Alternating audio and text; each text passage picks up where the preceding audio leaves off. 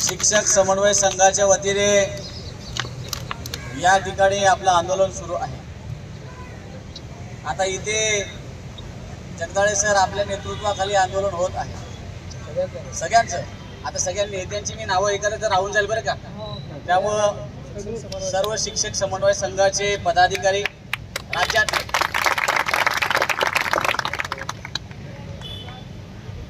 आपल्याला अनुदान मिळावं याकरता आम्ही तिघही आग्रह आहोत। एवढंच नाही तर सर्वच आमदार आग्रही आहेत। त्यामध्ये आम्ही पाठपुरावा करताना कधीच कुठे कमी पडलो नाही। मी असेल, देशपांडे सर असतील, सावंत सर असतील, तुम्ही पाहिलं असेल की ही तर जोडगोळीच आहे। हे नेहमी दोघंही त्यांचं आता काही काम नाही तरी सुद्धा ते येतात, बरोबर की नाही? खरं पाठपुरावा करणारे आम्ही तर आहोतच, आमचं काम माझं कर्तव्यच आहे।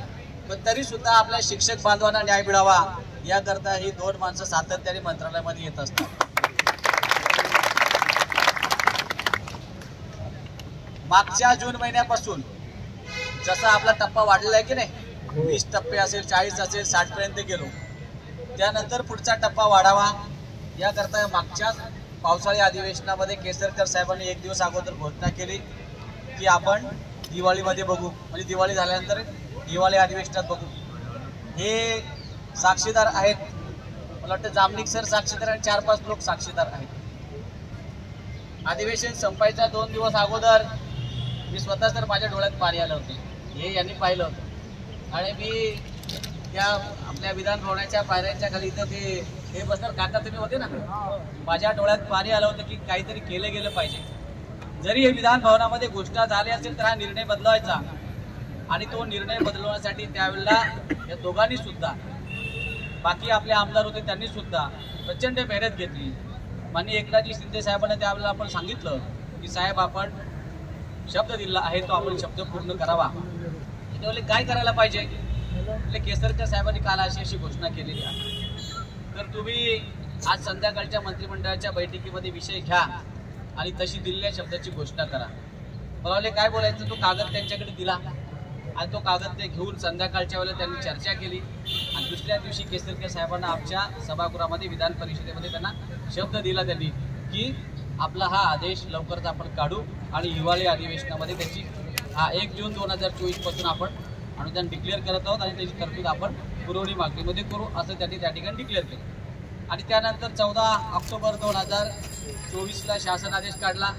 त्यामध्ये 4 गोष्टी होत्या, एक की वाढलेला टप्पा, दुसरं कोची शाळा लावून द्यायचा आणि तुमच्या त्रुटीपूर्तता केलेले काही लोक होते त्यांचा जो एक टप्पा राहिलेला आहे तोही द्यायचा।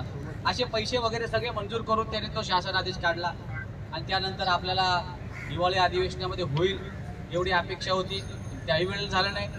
त्यानंतर पुढे जाऊन आपल्या उन्हाळी अधिवेशनाच्या पुरवणी मागणीमध्ये खूप प्रचंड मेहनत केली। तुम्हाला सांगतो, आज माझ्या हातामध्ये हा माईक आहे, आई वडिलांची शपथ घेऊन तुम्हाला सांगतो, काही लोक तुम्ही टीका करा, टिप्पणी करा, मी सुद्धा शिक्षक आहे, हे पण दोघं शिक्षक आहेत। आम्ही कधी कुठं कमी पडल्यावर लक्षात ठेवा, तुम्हाला माहिती म्हणून सांगतो। खूप त्रास दिला लोकांनी, खूप वाईट साईड बोलले, आम्हाला माहिती आहे।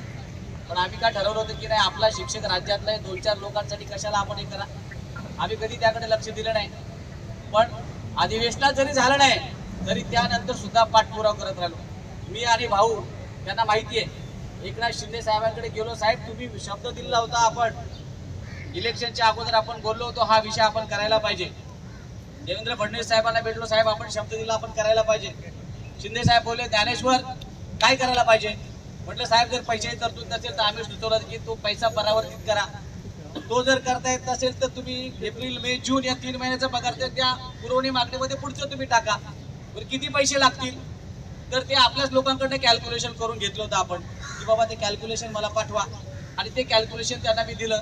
ते बोलले मी चर्चा करतो। त्यांनी स्पेशली तुम्हाला सांगतो मंत्र्यांची बैठक घेतली, तुम्हाला माहिती भाऊ, स्पेशल मंत्र्यांची बैठक घेतली आणि त्या बैठकीमध्ये त्यांनी चर्चा केली की आपण हा विषय दिलेला आहे। दादा भुसे साहेबांनी स्वतः इनिशिएटिव्ह घेतला की आपल्याला शिक्षकांना कुठल्या प्रकारे आपलं आंदोलन सुरू, तारखेपासून सरांचा माझा कॉन्टॅक्ट सुरू होता। माझा कोकण दौरा होता, कोकण दौरा संपूर्ण म्हटलं मी सर येतोय, आणि आल्या आल्या आम्ही आत्ता प्रचंड गर्दी एकनाथजी शिंदे साहेबांकडे होती। तिथे जाऊन आम्ही तिघही त्यांना भेटलो आणि त्यांना सांगितलं की साहेब शिक्षक आझाद मैदानावर उपोषणाला बसलेले आहेत. टप्पा अनुदानाचं काय तर त्यांनी सांगितलं टप्पा अनुदानाचं आमचं काम चालू झालेलं आहे. निगेटिव्ह कुठेही बोलले नाहीत. माननीय मुख्यमंत्र्यांना पुढे भेटलो तेही सांगितलं की पण द्यायचं ते कुठल्या परिस्थितीमध्ये. मग साहेब म्हटले त्यांनी निरोप काय देऊ, बरोबर आहे की भाऊ, निरोप काय देऊ, आम्ही त्या शिक्षकांना भेटायला जाऊ का, ते बोलले बिंदास जा आणि त्यांना सांगा तुमचं काम सुरू आहे. एवढं त्यांनी आज आम्हाला सांगितलं आणि तो निरोप घेऊन इथपर्यंत आम्ही आलो आहोत. पण जोपर्यंत पदरात पडत नाही तोपर्यंत तुम्ही आमच्यावर काही विश्वास ठेवायचा नाही. नका ठेवू आमच्यावर विश्वास, पण आम्ही आमचं काम करत राहू. बरं घेऊ, तुम्हाला आज कितीही सांगितलं गेलं की तुम्ही आमच्या विरोधात बोलायला सुरुवात करा, पण आमचं काम आहे, आमचं कर्तव्य आहे. जोपर्यंत 14 ऑक्टोबरच्या शासन निर्णयाची अंमलबजावणी होत नाही तोपर्यंत आम्ही सुद्धा गप्प बसणार नाही. मागच्या वेळेला या लोकांनी मुलांनी उपोषण केलं होतं, आम्ही आतमध्ये फाडवलं. आणि सकाळचीच गोष्ट की आम्ही जेव्हा शिक्षण मंत्री दादाजी भुसे साहेबांकडे बसलो होतो त्यावेळेला शरद पवार साहेबांचा त्यांना फोन आला होता आणि तेव्हा त्यांनी मला सांगितलं की टप्पा अनुदानाच्या संदर्भात शरद पवार साहेबांचा मला फोन आलेला आहे. म्हटलं साहेब आपल्याला काहीतरी करावं लागेल. ते बोले ठरल्याप्रमाणे EPCच्या बैठकीला फाईल पाठवलेली आहे. मागच्या बैठकीत आम्ही जेव्हा 15 दिवसापूर्वी बैठक झाली होती त्यावेळेला पण त्यांनी सांगितलं EPCच्या बैठकीला फाईल पाठवली होती. आम्ही सगळ्या अधिकाऱ्यांना भेटलो, त्यांनी सांगितलं EPCच्या बैठकीला फाईल गेली आहे. आता EPCच्या बैठकीत काय झालं ते माहीत नाही आम्हाला, पण म्हटलं याच्यावरती तोडगा कोण काढणार ते एकनाथजी शिंदे साहेब काढतील आणि मुख्यमंत्री देवेंद्र फडणवीस साहेब काढतील. 2-3 दिवसापूर्वी आपले बरेच लोक देवेंद्र फडणवीस साहेबांकडे पण गेले होते आणि त्यांनी पण पॉझिटिव्ह उत्तर दिलेलं आहे. आता एकनाथजी शिंदे साहेबांना विचारलं, त्यांनी सांगितलं की आपलं काम चालू आहे, शिक्षकांना तुम्ही सांगा. या सगळ्या गोष्टी काका तुमच्या सकाळी सावंत साहेबांना जाऊन विषय काढला की तुम्ही 22-23ची पटसंख्या आमची पकडली होती, 23-24ला आमची वाढली ना, तुम्ही द्यायला पाहिजे. बोली GR काढला आम्ही. म्हटलं GR काढलं तर तुमचे खालचे अधिकारी का अंमलबजावणी करत नाहीत. त्याच्या संदर्भात म्हटलं आपल्याला मी पांजळे साहेबांशी बोलून दिलं आहे. माहिती तर मागवा, तुम्ही एक फोन तर करा, माहिती मागवून घ्या. म्हटलं कुठल्या प्रतिक्रिया ज्या काही शाळा राहिल्या ते त्यांना सुद्धा अनुदान मिळालं पाहिजे. हे तुम्हाला सुद्धा आम्ही वाऱ्यावर सोडलेलं नाही. सगळ्या गोष्टी धरून आपण चाललोय आणि पेन्शनचं पण चालू राहील. पेन्शनचे बांधव आमचे भास्कर पुस्तक वगैरे, पण पहिले अनुदान